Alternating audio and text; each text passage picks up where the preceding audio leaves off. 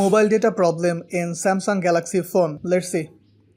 So from here I am turning on the mobile data. Okay.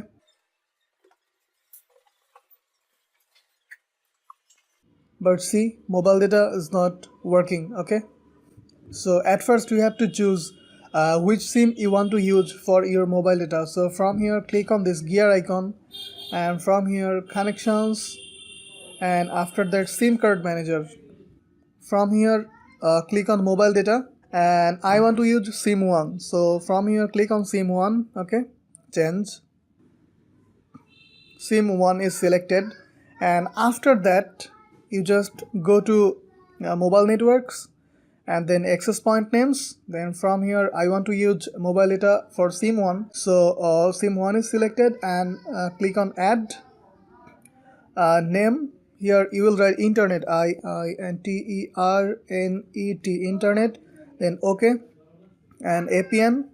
Here also you will write internet, INTERNET, internet, and press OK, and click on this dotted icon, and then click on save. Okay, so it is saved, and let's see what happened.